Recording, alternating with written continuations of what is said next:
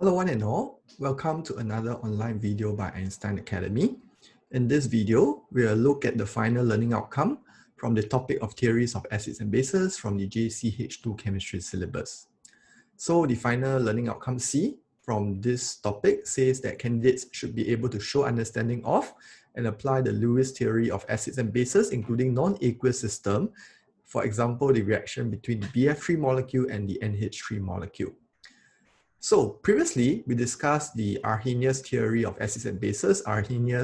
Based on the Arrhenius theory, acids are substances which dissociate in water to form H+ ions, while Arrhenius bases are substances which form OH- ions when dissolved in water.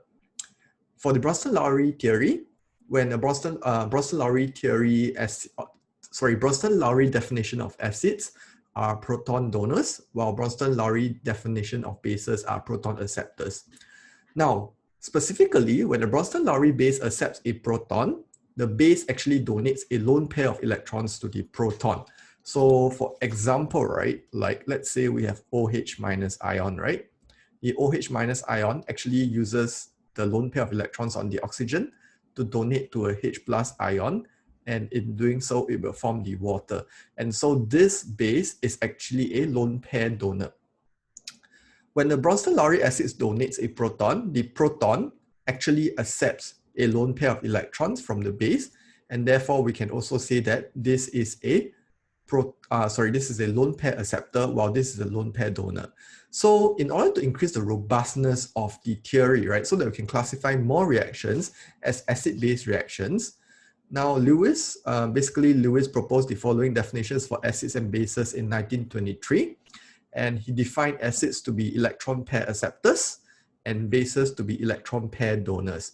So, as mentioned previously, right, Bronsted-Lowry bases and acids also are lone pair donors for bases and lone pair acceptors for acids, and the Bronsted-Lowry definition of acids and bases is again a subset of the Lewis definition, which is that they're electron pair acceptors and electron pair donors, respectively. So a bit on nucleophiles and electrophiles. This will be more formally covered in organic chemistry, but I'll just like to talk about it in a while. So consider this molecule, which is kind of a methane derivative. Okay, so for example, if you have a methane with one of the hydrogens replaced by a chlorine, due to the fact that this bond is polar, because of the fact that chlorine is more electronegative than carbon, the shared pair of electrons between carbon and chlorine will be closer towards chlorine, and this will create a partial negative charge on chlorine and a partial positive charge on carbon. And because it's partial positive charge, right, for all reactions in chemistry, all interactions, it's always the attraction between between charges. Okay, so basically like charges repel and unlike charges will attract. Now, if you've got another species which has a lone pair of electrons, and better still if it's negatively charged, there will be an attraction between these electrons that are negatively charged and places which are positively charged, even though it's only partial positively charged. And this species can actually donate a lone pair of electrons to this carbon, and what's going to happen is that it's going to kick out this chlorine in a nucleophilic substitution reaction, which will be more in detail covered in the topic of organic chemistry. But for now, for the matter of discussion, right, we are just going to say that this is a Lewis base because it's an electron pair donor, and this is going to be a Lewis acid because it's going to be a electron pair acceptor.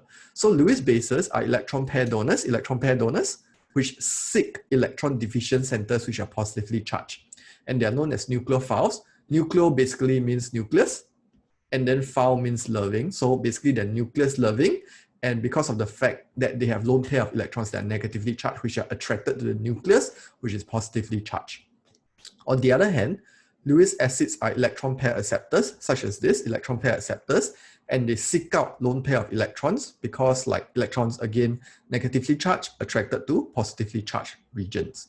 So in this case, the Lewis acids are known as electrophiles. Electro means electron, and phile means loving. So basically, this loves electrons because it's positively charged, attracted to negatively charged electrons.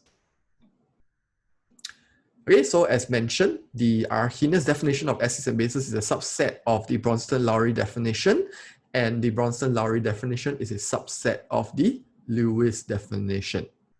Okay, so now specifically, we would like to look at a reaction that specifically mentioned the learning outcome. So as you can see, reaction between BF3 and NH3. So let's look at this reaction, right? Basically, in this reaction, this boron is in group 3 and it's a non-metal, which means that the bond between boron and all the fluorines are all covalent bonds. And when you count the number of electrons around this boron, there's only 6, which means there is actually 2 electrons short of octet configuration or stable noble gas configuration. Hence, if BF3 were to react with an ammonia molecule, because ammonia molecule has stable octet configuration, the lone pair of electrons on nitrogen can actually be donated to this boron. And when it does so, right, in this molecule, every single atom is going to have stable noble gas configuration. And for that reason, right, this reaction will happen. And this will be a Lewis base because it's an electron pair donor. NH3 acts as a Lewis base by donating an electron pair to BF3. And BF3 will be a Lewis acid because it accepted an electron pair from this ammonia. Okay, so now if you go by the Arrhenius definition is that it must be in solution and you must have H plus ions and OH minus ions being formed. And clearly this reaction will not be an acid-base reaction based on the Arrhenius definition. No H plus, no OH minus, no solutions. If you go by the Bronston-Lowry definition, Bronston-Lowry must be a proton donor and a proton acceptor. There is no proton donor here and there's no proton acceptor. So if you go by the Bronston-Lowry definition, this reaction will also not be an acid-base reaction.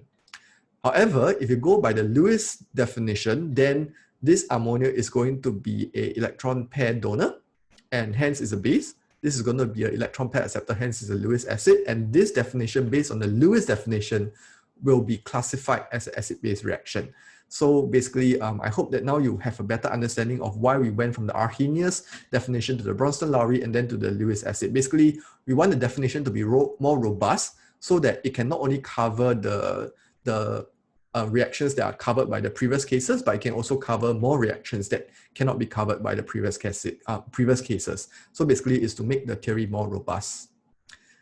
Okay, so again, I hope that with that, you now will be able to answer this learning outcome to show understanding of and apply the Lewis theory of acids and bases, including non-aqueous system example for the reaction between BF3 and NH3. So to wrap that up, to say one more time, Lewis acids are electron pair acceptors, while Lewis bases are electron pair donors.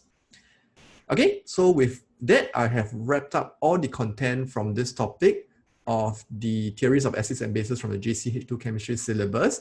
And for the last lecture for this topic, I'll be looking at a few past year JCH2 chemistry questions, which specifically test on these learning outcomes. So if you like this video, just hit the like and subscribe button and stay tuned, and I'll see you for the next video, which is tutorial questions for this topic.